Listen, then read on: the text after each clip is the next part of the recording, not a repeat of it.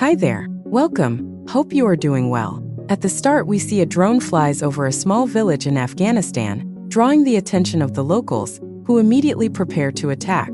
Soon, a horde of American soldiers arrive and find the town empty as everyone hides inside. The team continues moving, and when they find a suspicious man carrying a bomb, they immediately surround him and threaten to shoot him if he does not drop his weapon. At first, the man tries to ignore the threat, but when he sees that the soldiers are serious, he pulls out a gun, forcing the soldiers to kill him on the spot with several shots. Jake then tells Colonel Mason about the dead man and the bomb, and asks for permission to defuse it. Mason refuses, but Jake ignores him and goes ahead anyway, successfully defuses it. At that moment, a second secret bomb explodes, killing most of the soldiers. The men quickly emerge from the buildings and surround the Americans as they open fire, and a fierce firefight ensues. The American soldiers are being shot everywhere, with only Jake and Mason left alive. Jake runs to join his colonel and is almost shot by the enemy, but Mason saves his life before a helicopter arrives. 5 years later, Jake is trying his best to deal with a new life as a civilian while taking medication for his PTSD. His new job is at an auto shop owned by Earl,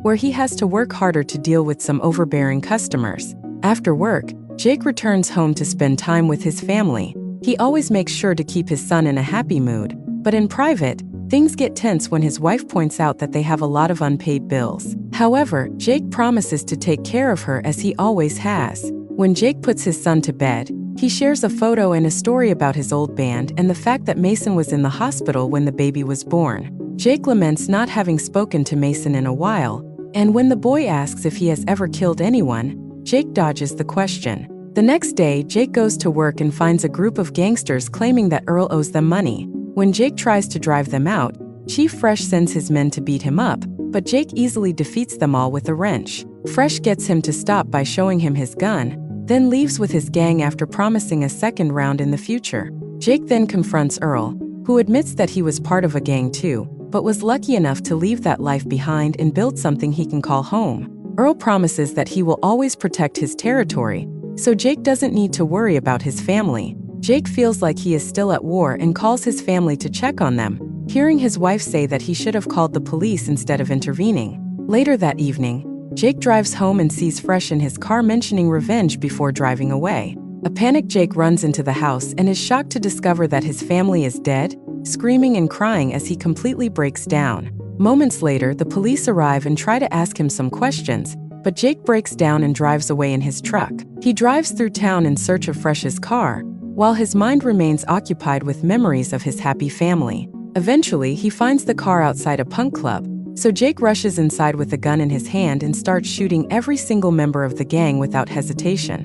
When he is about to kill Fresh, the man explains that he didn't mean to kill Jake's family but had no choice. This doesn't change Jake's mind and he shoots Fresh as well. 5 months later, Jake is serving time in prison for his crime, and his PTSD worsens as he spends most of his day imagining Fresh killing his family. One day, Jake is surprised by a visit from Mason, who offers to help him reopen the case. Jake refuses because he believes he belongs here and repeats what he told the judge.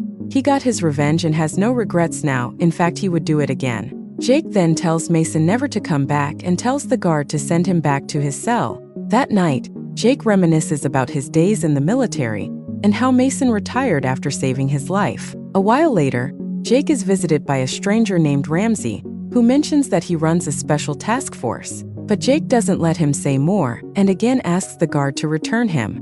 Later that evening, Jake dreams about his family when suddenly, a group of masked men burst into his cell and drug him before kidnapping him. When Jake wakes up later, he finds himself outside the prison and discovers that his kidnapper is Ramsey, who admits that he has been watching Jake for a long time and is impressed by his record. Ramsey's organization, called Section 8, doesn't play by the rules, and Ramsey believes that they can get Jake back on target. As a final touch, Ramsey says that Jake's son wants to see him as a hero and not a convict, so Jake finally agrees to join. Later in Washington, D.C., Ramsey introduces Jake to the rest of the team: Elias, Ajax, Broner, and Mueller. He then gives him a tour of what he calls the Batcave while explaining that they have 8 agents in Washington and 8 elsewhere in the world. Their orders come from the State Department and the National Security Agency, which always deal with threats to national security. Since Jake is just starting out, Mueller will be his lookout and go with him on all missions so he can gain seniority. Jake will also be given a bank account, an apartment in the city, a vehicle, a backstory, and an alias since he is dead to the world. Ramsey then has to leave, so the team has to put Jake through the initiation process. Ajax starts to provoke him, pushing him and throwing some punches at him.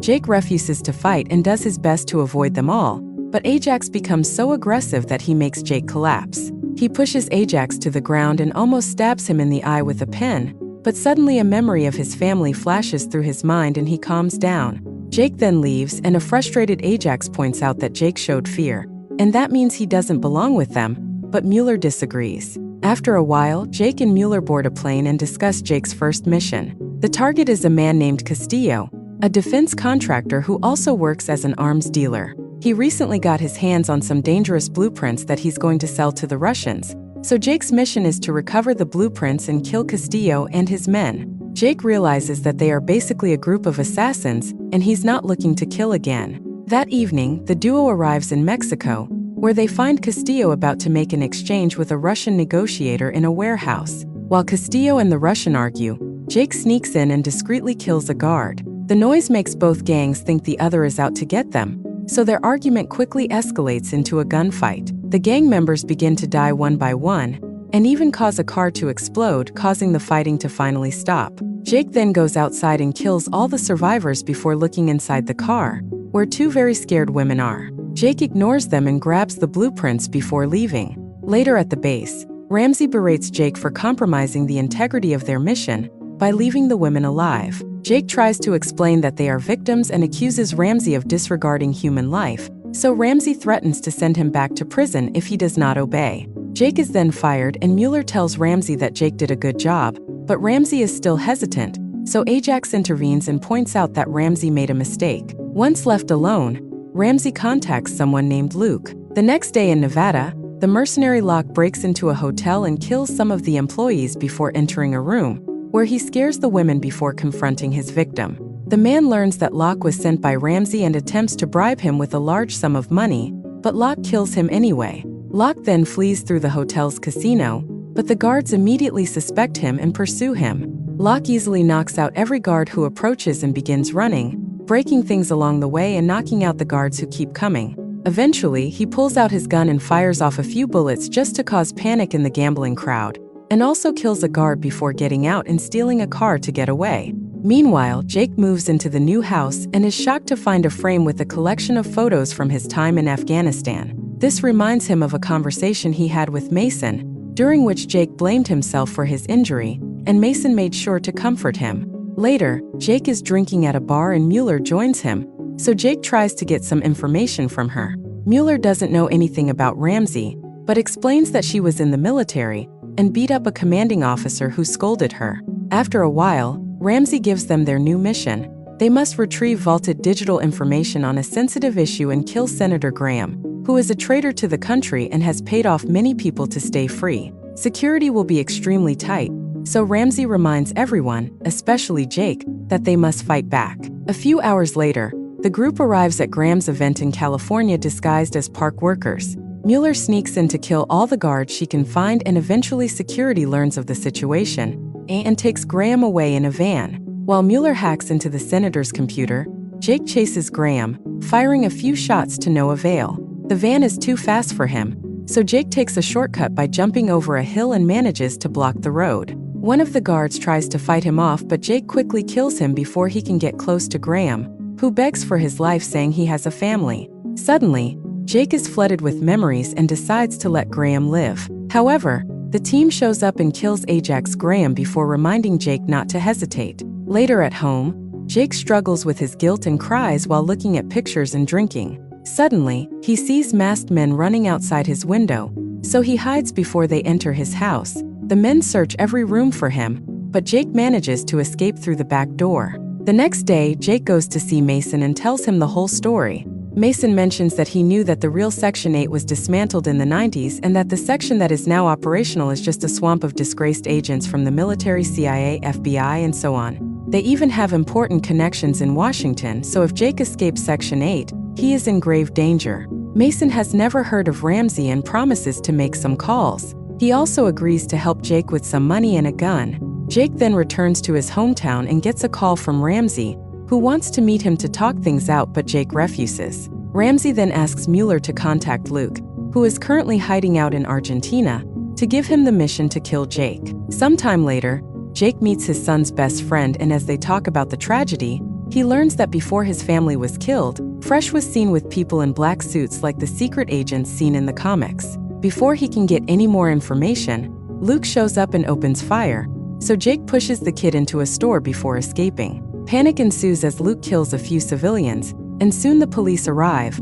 only to be shot by Luke as well. This distraction allows Jake to escape, so Luke steals a police car and goes looking for him while he calls Ramsey to tell him what happened. That evening, Jake hides in Earl's store, remembering how Earl raised him after his parents died. Suddenly, the computer starts beeping to announce the team's arrival, so Jake and Earl grab some weapons to fight them off. Jake is nearly shot by Elias, but Earl quickly takes him down. Bruner then jumps on Jake and they begin fighting on top of a car, when suddenly, Ajax opens fire on them. Bruner turns to scream at his carelessness, and Jake takes the opportunity to stab him with a screwdriver. When Ajax opens fire again, Jake uses the corpse as a shield and retrieves his gun to start firing, but he quickly runs out of bullets. Ajax has a few left, but he wastes them on purpose because he wants to fight Jake face to face again to prove he's better. The men begin exchanging blows throughout the store, and Ajax tries to stab Jake, but ends up getting shot by Mueller. Jake then checks on Earl, who is fine, and gives Jake his car key so he can escape because the police are coming.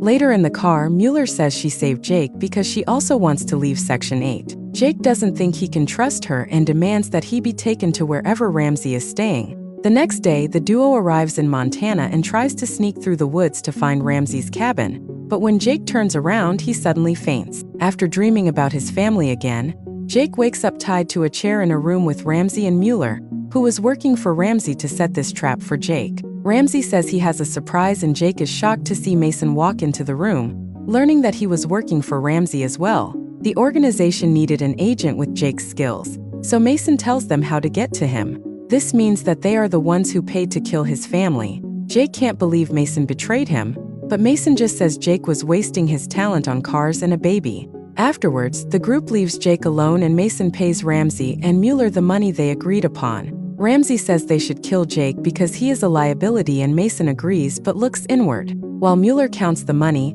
Mason goes to see Jake and frees him before admitting the truth. He was hired to take down Section 8 from the inside, and now Jake wants his help in finishing the job. Mason then intentionally sets off the alarm, and when two guards come to check, they quickly kill them. More men continue to arrive, and the duo shoots them all as they head off to find Ramsey. Another shootout ensues as bullets wreak havoc on their surroundings, and when Ramsey sees them, he hides with Mueller and offers Jake money in exchange for Mason. Jake refuses to shoot, so Ramsey then tries to convince Jake that this is all Mason's fault, but Jake doesn't believe him. While they argue, Mueller sneaks up and tries to shoot Jake, but Mason tells him to move and takes the bullet instead. Mueller falls and returns. Jake runs to check on his friend, and Ramsey tries to grab the money, but Jake scares him off with several shots. Mason then orders Jake to finish the job and dies. At that moment, Mueller steps in and tries to shoot Jake, but she runs out of ammo, so they start a fist fight instead. After exchanging a few blows, Mason stabs Jake in the shoulder, but he uses the opportunity to turn her hand against her and kills her. Jake then gets out and sees Ramsey escaping in a car, so he steals a car and chases after him. The two men open fire as they drive madly, and Ramsey gets so distracted that he ends up crashing. Jake walks to the wreckage, and when Ramsey insults him for his hesitation, Jake finally kills him. That evening, the police bring Jake to meet General Savoy, for whom Mason used to work. Savoy offers Jake a job and a clean slate if he accepts to join his team, but Jake declines the offer, saying he has nothing to fight for. Just in case, Savoy gives him his card anyway. Later, Jake returns home only to find Luke waiting for him, as he still wants to finish his job as his reputation demands. A fistfight soon ensues, and both men show off their amazing fighting skills while also using any object or furniture in the room to attack. When the fight moves to the kitchen, they each grab a knife and continue to beat each other up until Luke throws Jake to the floor. This allows Jake to retrieve his gun and finally kill Luke. The next morning, Jake sends a voice message to Earl, thanking him for everything and announcing that he is leaving. Meanwhile, Jake is riding a bus and sees a mother having a sweet moment with her son. Memories of his family flood back into his mind, and Jake calls Savoy to accept his offer, saying that he has something he wants to fight for. Thanks for watching.